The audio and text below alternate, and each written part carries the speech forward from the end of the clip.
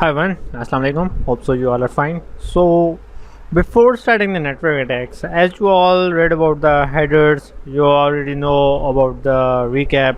So now we will start what really this whole course is about. It's the network attacks. Okay. So first, starting the network attack, you must know about some terminologies and attacks.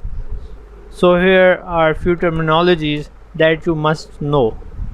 Okay, so here we go. The first thing is network sniffer.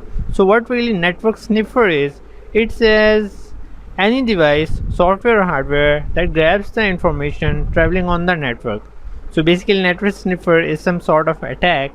You can say it's might be a software or it might be a hardware that grabs the information traveling on the network. So basically it just grab the information, not changing the information. Okay, you have to understand these things. Then the second thing is passive sniffing. So what really passive sniffing is, it's like the put the network interface in promiscuous mode.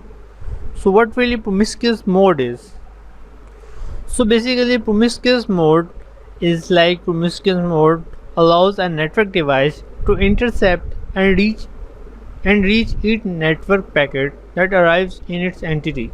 This mode of operation is sometimes given to a network snoop server that captures and saves all packets for analysis, for example for monitoring network usage.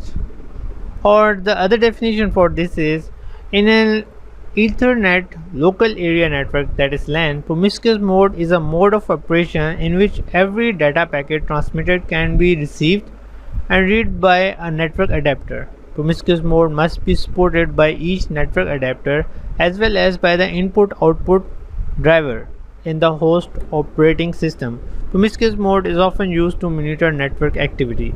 So I hope you understand by these two definitions. If you further find out the definitions on Google, you can find different sort of definitions about the promiscuous mode. So let's move on and we'll see further what other things are here. So passive sniffing is basically accept all the traffic whether it is intended to me or not. Basically it's just diverting the traffic or making some new way. Like you can get an example of a river. Like if you create a new path, the river flows towards that path. But it's a simple common general example. So what really active sniffing is then? So it first divert the traffic towards me and then do sniffing. So it's like diversion and attacking. And then there is a passive attacks. So these are some different ways dropping analysis of traffic pattern. It's like not harming or converting or alternating something. It's like just viewing your personal data, just viewing your personal information is like some confidential information is viewed by some unknown user. That is quite attack is quite bad.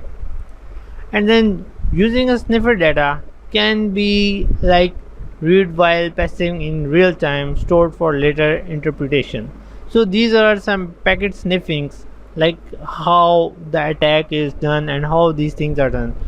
So in next lecture we will move on and we will see about how we install the Wireshark, and we will further move on and see how the attacks are going and how we resolve it. So best of luck for the next lecture. Thank you. Allah Hafiz.